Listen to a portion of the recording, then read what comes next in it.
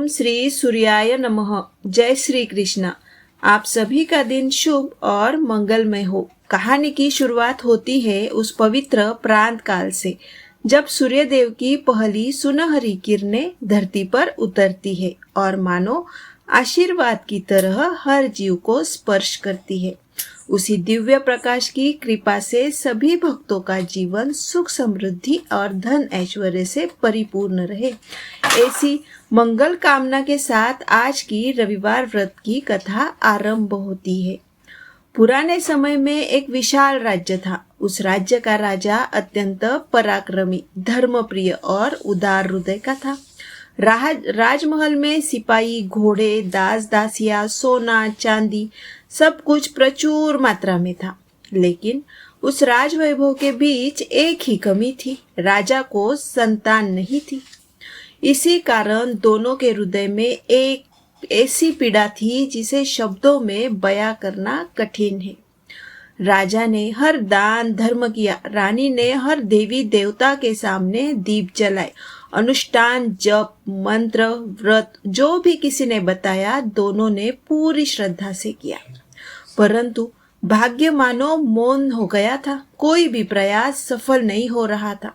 समय बीतता गया। जब राजा और रानी की उम्र ढलने लगी, उनके चेहरे पर चिंता की रेखाएं और गहरी हो गई।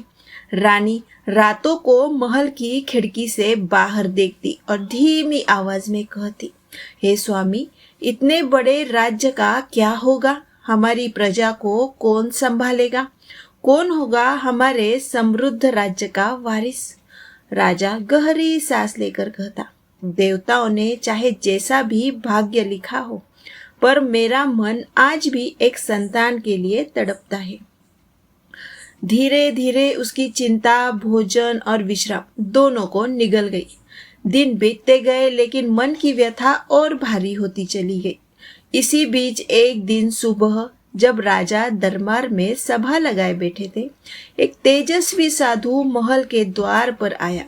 उसके वस्त्र धूल से भरे थे, किंतु चेहरे पर अद्भुत तेज था। महल की दासी ने तुरंत यह समाचार रानी को दिया।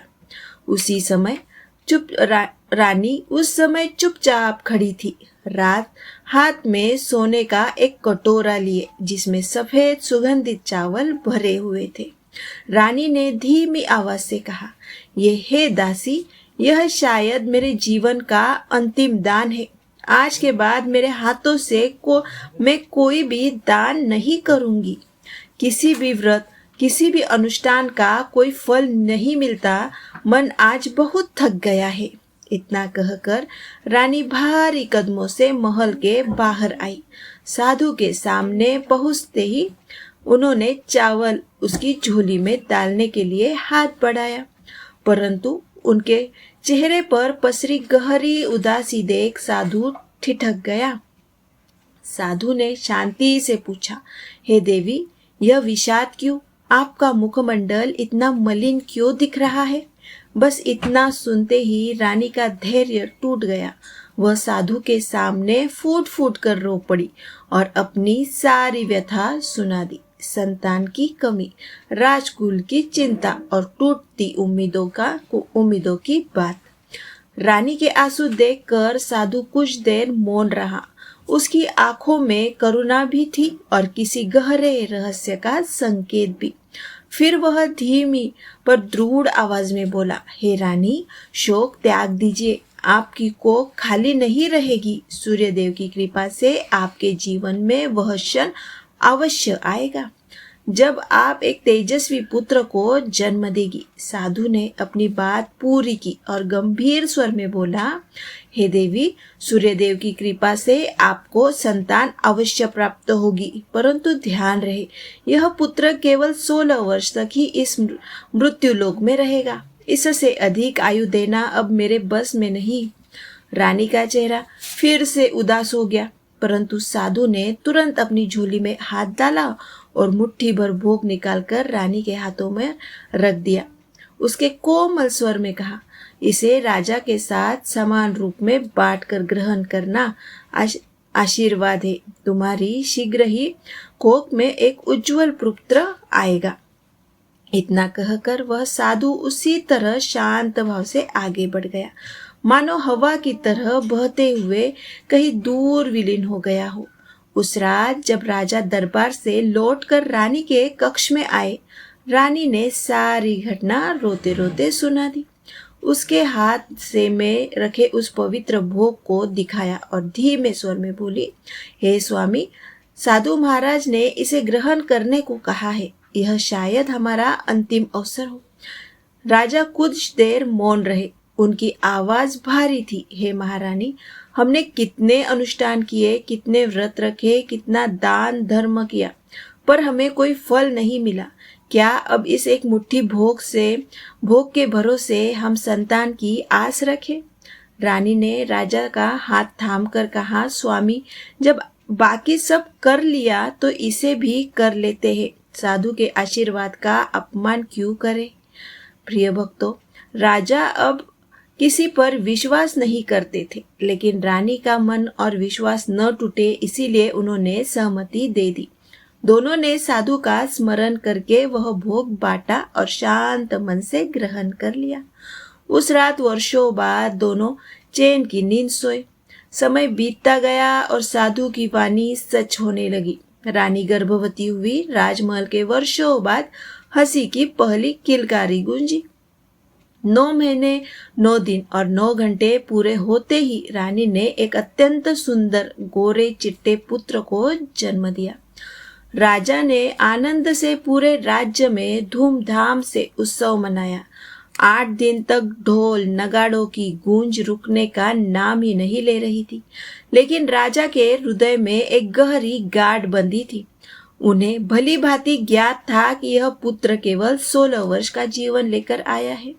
फिर भी पति पत्नी दोनों ने निश्चय किया कि जो भी समय मिला है उसे प्रेम, पालन और आशीर्वाद से भर देंगे।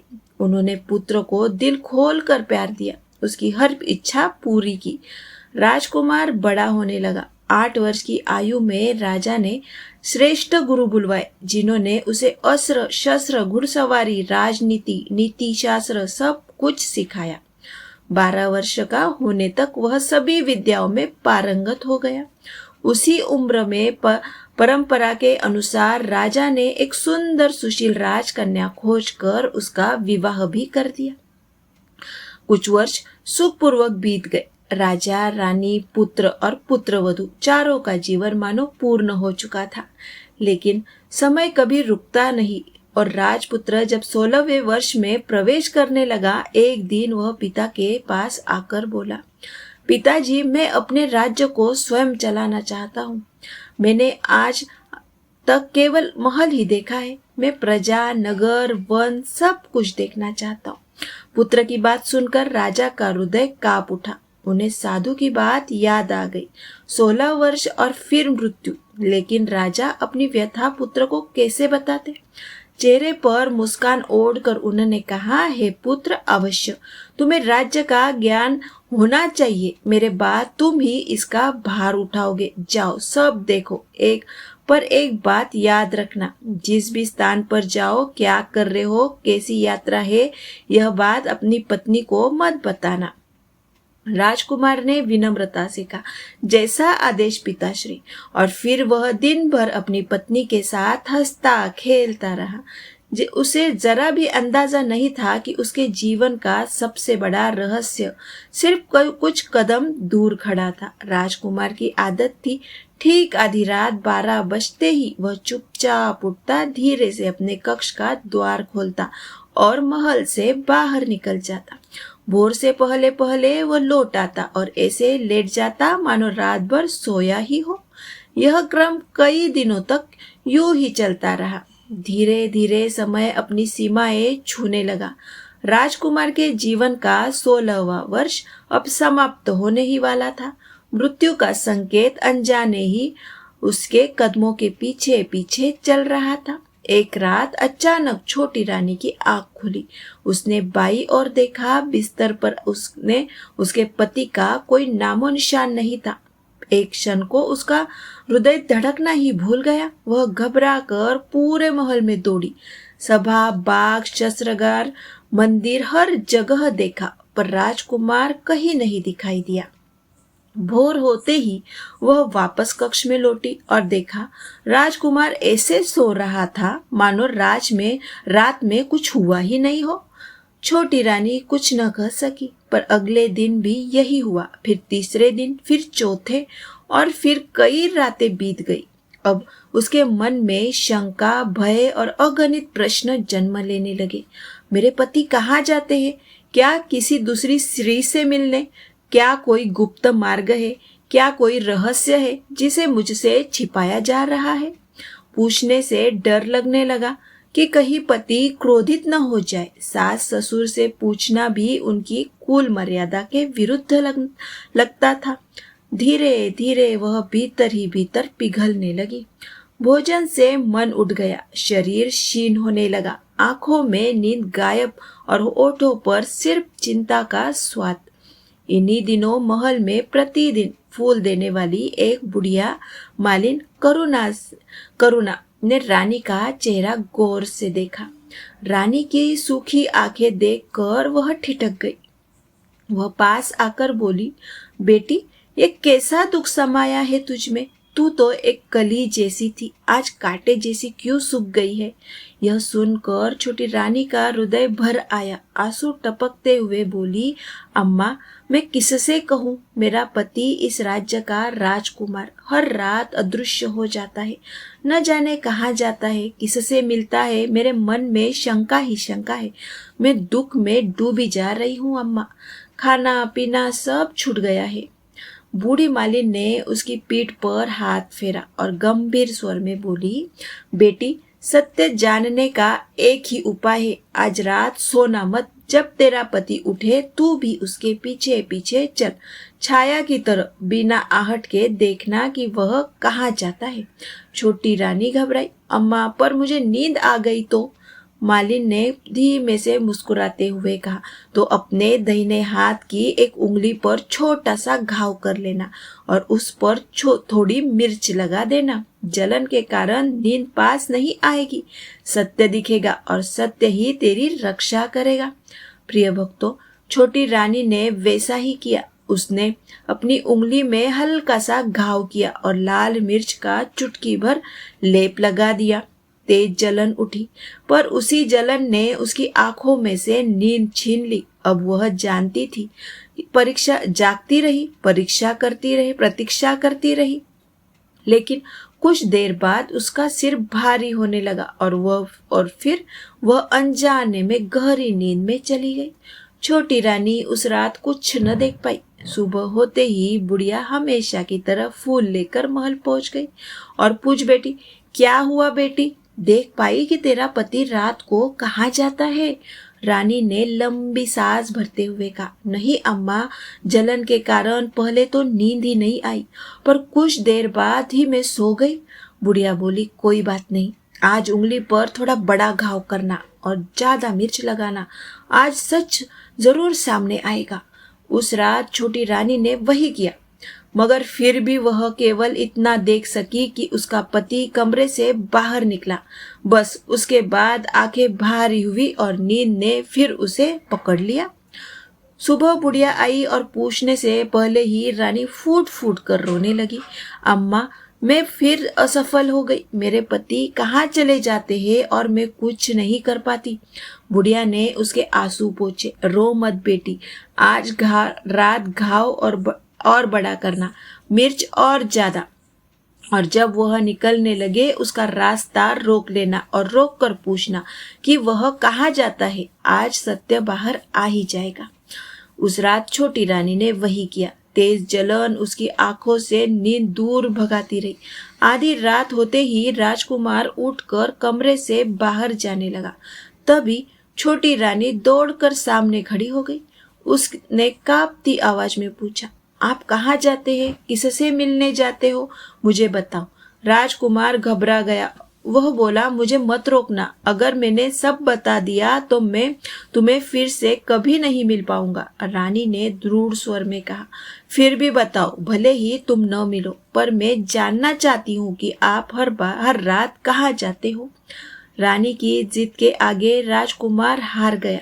उसी समय उसका 16वां वर्ष समाप्त हो रहा था और 17वां वर्ष प्रारंभ होने ही वाला था, जो उसके जीवन का सबसे निर्णायक क्षण था। वह कुछ देर सोचता रहा, फिर मंत्रों से सिद्ध किए हुए कुछ चावल रानी को देता है। दोनों हाथों में चावल लो, पहले दाहिने हाथ वाले चावल मुझ पर फेंकना, तुम्हें पता चल जाएगा कि मैं कौन हूँ। फिर बाएं हाथ वाले चावल फेंकना, तब मैं तुम्हें उसी रूप में वापस मिल जाऊंगा। पर याद रखना, अगर तुम बाएं हाथ के चावल भूल गई तो मैं हमेशा के लिए खो जाऊंगा। रानी आत्मविश्वास से बोली, मैं नहीं भूलूंगी।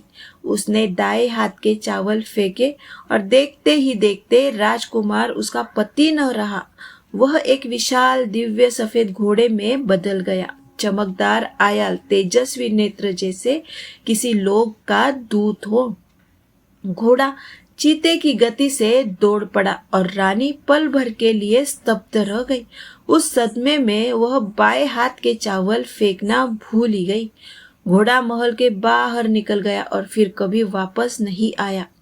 रानी की चीख भीतर ही रह गई। वह जमीन पर गिर पड़ी। मैंने ये क्या कर दिया? यह सब मेरी ही गलती है। सुबह राजमहल में यह खबर फैल गई। राजा टूट गए, बिस्तर पर पड़ गए, दिन रात बस एक ही बात कहते, मेरा बेटा लौट आए, बस लौट आए। पर 6 महीने बीत गए, राजकुमार का कोई पता नहीं चला। सेनापति सैनिकों को गांव गांव भेजते रहे, पर कहीं भी राजकुमार का अता पता न मिला। छोटी रानी अपने अपराध बोध में धीरे धीरे गलने लगी। उसके प्रण लिया, कुछ भी हो जाए मैं अपने पति को वापस लाकर ही सांस लूंगी। एक सुबह वह राजा के पास गई और बोली, पिताश्री, मैं अपने पति की खोज में जा रही हूँ। राजा के लिए बस एक ही इच्छा थी, उसका पुत्र वापिस आए। उन्होंने कहा, जाओ बेटी, जहाँ चाहो जाओ, पर मेरे बच्चे को वापस ले आना। छोटी रानी ने अपना शाही रूप बदला और एक सेठानी बन गई। कुछ दासियां, कुछ सेवक और आवश्यक सामान लेकर वह राज्य की सीमा पर पहुंची और वहां एक भोजनालय खोल दिया। भोजनालय में भोजन मुफ्त में था, पर एक शर्त थी, खाने वाले को अपनी देखी कोई भी अनोखी या अजीब बात मालकिन को बतानी होगी। लोग आते, खाना खाते, कहानियां सुनाते, पर छोटी रानी को अब तक कोई ऐसी खबर नहीं मिली थी जो उसके पति तक पहुंचा सके। इधर महल में फूल देने वाली बुढ़िया भी व्यस्त थी। उसका बेटा और बहू काम पर जाते थे, पोता उसके जिम्मे रहता। बुढ़िया को पान की आदत थी। एक दिन उसे चूना बनाने के लिए सीप चाहिए थी। वह सीप लेकर आई। उन्हें सेकने के लिए गोबर के कंडे जमा कर रही थी। रात की निस्तब्धता में वह मालिन बुढ़िया कंडों की टोकरी लिए मैदान में खड़ी थी। कंडे उठाते उठाते समय का पता ही नहीं चला। जब घर लौटी तो देखा पोता अकेला रो रहा है। बेटा और बहू क्रोध से तमतमाए खड़े थे। माँ, ये तुमने क्या किया? बच्चे को अकेला छोड़कर चली गई। बुढ़िया घबरा कर बोली, बेटा, मैं तो बस कंडे लेने गई थी, आगे से नहीं होगा। पर मन की आदतों का क्या होगा? अगले एक दिन वह फिर भूल गई और फिर वही गलती 2 बार दोहरा दी। इस बार बेटे का धैर्य टूट गया। उसने झुझलाकर माँ को घर से बाहर निकाल दिया। बुढ़िया रात भर आंगन के बाहर बैठे अंधेरे में बैठी रही, पर बूढ़े मन में एक अजीब सी बेचैनी थी। सुबह उठते ही वह फिर टोकरी लेकर चरवाहों के मैदान की ओर निकल पड़ी।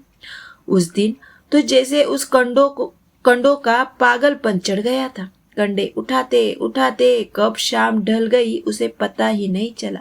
जब होश आया, चारों ओर घना अंधेरा था। गांव का रास्ता समझ में नहीं आ रहा था। तभी छन छन की आवाज ने रात की नीरवता को तोड़ा। एक कपिला गाय गले में घंटी बजाते हुए मैदान पर आई। बुढ़िया के मन में आशा जगी, अगर यह गाय गांव की ओर जाएगी तो इसके पीछे पीछे मैं भी पहुंच जाऊंगी। वह उस गाय के पीछे चल पड़ी। गाय पहले मैदान से गुजरी, फिर दूसरे से, ऐसे करते करते 6 मैदान पार हो गए और जब वह 7वें मैदान में पहुंची तो वहां एक विशाल पत्थर पड़ा था। गाय ने आगे बढ़कर अपने सींग से जोर से उस पत्थर को ठोका। धड़ाम से पत्थर एक और खिसक गया और नीचे जाने वाली सीढ़ियां दिखाई देने लगी, पाताल की सीढ़ियां। गाय बिना डरे उन सीढ़ियों से नीचे उतरने लगी। बुढ़िया यह दृश्य देख स्तब्ध रह गई, लेकिन जिज्ञासा के आगे भय भी हार गया। उसने झटपट गाय की पूंछ पकड़ ली और गाय के साथ पाताल लोक में जा पहुंची। जैसे ही नीचे पहुंची, चारों तरफ उजाला ही उजाला था। अगणित दीपकों की रोशनी पूरे पाताल को स्वर्ग जैसे चमका रही थी। बुढ़िया आश्चर्य से स्तब्ध खड़ी रही। तभी उसकी नजर गाय पर पड़ी और उसे देखते ही एक अद्भुत घटना घटी। गाय के गले में अपने आप हार आ गया। छम छम की आनंदित ध्वनि गूंजने लगी और कोई अदृश्य शक्ति उस गाय का दूध दोहने लगी। बुढ़िया डर के मारे किसी कोने में छिपना चाहती थी, पर पाताल में हर ओर प्रकाश ही प्रकाश था। वह एक किनारे खड़ी सब कुछ चुपचाप देखती रही। फिर उसने देखा, वहां एक उज्जवल सफेद घोड़ा खड़ा था। घोड़ा आगे बढ़ा और पास ही बने एक कुंड में छलांग लगा दी और जैसे ही वह पानी से बाहर आया, वह घोड़ा नहीं राजपुत्र बन चुका था। राजपुत्र ने दूसरे कुंड में स्नान किया, नए वस्त्र पहने और पास रखे दिव्य पलंग पर बैठ गया। उसके सामने पल भर में 56 भोग की थाली आ गई, दूध की प्याली आ गई, 5 सुपारी आ गए और एक दीपक जलने लगा। राजकुमार ने भोजन किया, पानी पिया और फिर उस जलते दीपक से पूछा, हे दीपंकर, मेरे माता पिता कैसे हैं? दीपक की लौ मदमद होकर बोली, तेरे वियोग में रो रो कर व्याकुल है। राज्य कौन संभाल रहा है? मंत्री संभाल रहे हैं। और मेरी पत्नी, वह कैसी है? दीपक ने बताया, वह तो तेरी खोज में भटक रही है। चौराहे पर भोजनालय खोलकर राहगीरों से नई खबर पूछ रही है। यह सुनकर राजपुत्र की आंखों में क्षण भर के लिए नमी आ गई, फिर वह सो गया। बुढ़िया कोने में खड़ी सब कुछ देखती रही। इतना अद्भुत दृश्य उसने कभी नहीं देखा था। नींद तो दूर, उसे अपनी भूख प्यास तक याद नहीं रही। रात बीत गई, सुबह हो गई। राजपुत्र उठा और फिर पहले कुंड में कूद गया। पानी से बाहर आया तो पुनः घोड़ा बन चुका था और तेजी से दौड़ता हुआ उस पाताल नगरी से बाहर निकल गया। धीरे धीरे रात का सन्नाटा गहराता जा रहा था, पर उस अंधेरे में कुछ तो था जो बुढ़िया को बेचैन कर रहा था। अचानक फिर वही आवाज, छम छम, जैसे कोई अदृश्य हाथ उस गाय को दुहा रहा है। बुढ़िया भागकर आई, लेकिन सामने कोई नहीं था। केवल वह गाय थी जो दूध दहने के बाद जैसे किसी अद्भुत शक्ति से अपने गले की साख खोलकर ऊपर भागने लगी। गाय को भागते देख बुढ़िया के मन में डर की लहर दौड़ आई। अगर मैं पीछे रह गई तो कहीं कोई अनहोनी न हो जाए। वह झट से गाय की पूंछ पकड़कर उसी के साथ ऊपर की ओर निकल गई। जैसे ही गाय मैदान में पहुंची, वह रहस्यमयी सुरंग फिर से बंद हो गई। पत्थर उसी जगह खड़ा हो गया, मानो को भी कोई रास्ता था ही नहीं। बुढ़िया के मन में एक ही बात घूम रही थी, मैंने जो देखा वो किसी को बताना जरूरी है। उसे याद आया कि नगर की सीमा पर एक भोजनालय है जहाँ नई बात बताने पर अच्छा खाना मिलता है। भूख ने उसके पांव तेज कर दिए और वह नगाड़ा बजाकर खड़ी हो गई। नगाड़े की आवाज सुनकर भोजनालय की मालकिन छोटी रानी उत्सुक हो गई। पहले सिपाहियों को आदेश दिया कि आने वाले की अच्छी सेवा करो। सिपाही दौड़ते हुए पहुंचे। वहां बुढ़िया थी, भूखी, थकी और झूठ की मजबूर शरण लिए खड़ी। उसे अंदर लाया गया। शानदार थाली परोसी गई, नई साड़ी दी गई और जब रानी ने पूछा, अम्मा अब बताओ कौन सी नई बात, तो बुढ़िया ने झूठ की गांठ खुलने लगी। पहले तो उसने मना किया कि कोई नई बात नहीं है, लेकिन जब रानी ने वचन दिया कि उसे जीवन भर राजमाता की तरह रखा जाएगा तो बुढ़िया ने सब कुछ सच सच कह दिया। वह सुरंग, गाय, पाताल लोक, घोड़ा, राजपुत्र, सब कुछ। वह सुनते ही छोटी रानी का दिल धड़क उठा। वह घोड़ा, वह राजपुत्र, वही तो मेरा पति है। रानी ने बुढ़िया से विनती की कि वह उसे वही ले चले। बुढ़िया ने मना किया। बेटी, वह पाताल है, वहाँ सांप, अजगर, भयानक जीव रहते हैं, लेकिन प्यार बड़ा जिद्दी होता है। रानी नहीं मानी। अगले दिन वे दोनों मैदान में जाकर छिप गई। गाय आई, पत्थर पर सींग मारा, रास्ता खुला। दोनों ने गाय की पूंछ पकड़कर पाताल में प्रवेश किया। वहां वही रहस्यमय दृश्य, गाय के गले में अपने आप हार पड़ा, दूध दुहा जाना, सफेद घोड़े का कुंड में कूदकर राजपुत्र बन जाना, उसके सामने दिव्य भोजन आना और फिर राजपुत्र का दीपक से पूछना, हे दीपंकर, मेरे माता पिता क्या कर रहे हैं? दीपक का बुझ जाना, राजपुत्र का उदास होना। रानी अपने आंसू रोक न सकी। वह दौड़कर पति के चरण पकड़ने लगी। राजपुत्र घबरा गया। नहीं, मुझे मत छूना, वरना सर्वनाश हो जाएगा। रानी ने सिसकते हुए स्वीकार किया कि उसकी भूल हुई थी, कि उसने पति के रहस्य पर प्रश्न किया था और इसी कारण यह सब घटा। राजपुत्र का हृदय पिघल गया। उसने उसे एक कठिन परीक्षा दी। 7 जंगल, पीपल का पेड़, जंगली जानवरों को भगाना, गोबर से लिपाई, रंगोली, पूजा, धूप, कपूर भोग और अंत में ठीक 12 बजे सूर्य भगवान का ध्यान। रानी ने पति का हर आदेश पूरा किया। दूसरे दिन दोपहर ठीक 12 बजे सूर्य भगवान का रथ उतरा। वे प्रसन्न हुए और वरदान मांगने को कहा। रानी ने साफ कहा, मुझे आपके रथ का दाहिना घोड़ा चाहिए। सूर्यदेव घबरा गए। नहीं, यह घोड़ा मैं नहीं दे सकता। पर रानी जिद पर अड़िग रही। वचन से बंधे सूर्यदेव ने घोड़ा देने को तो कहा, लेकिन शर्त रखी, उसे तुम्हें पाताल लोक से लेना होगा। रानी बुढ़िया को लेकर फिर उसी पाताल लोक में गई। इस बार 2-2 थालियां आई। राजपुत्र ने फिर दीपक से पूछा, माता पिता मरने की कगार पर, राज्य प्रधानमंत्री के अत्याचारों से दहलता हुआ। और जब उसने पत्नी के बारे में पूछा, दीपक मौन हो गया। रानी अपने आप को रोक न सकी। वह दौड़कर पति से लिपट गई और स्वीकार किया कि उसने कठिन तपस्या की है, सूर्यदेव से सौदा किया है। राजपुत्र ने उसे वचन दिया, प्रिय, अब मैं कभी घोड़ा नहीं बनूंगा। तुमने मुझे इस जन्म के श्राप से मुक्त किया है। दोनों और वह बुढ़िया तीनों गाय की पूंछ पकड़कर बाहर आए। भोजनालय पहुंचकर सब सामान जरूरतमंदों में बांटा और फिर राज्य लौट आए।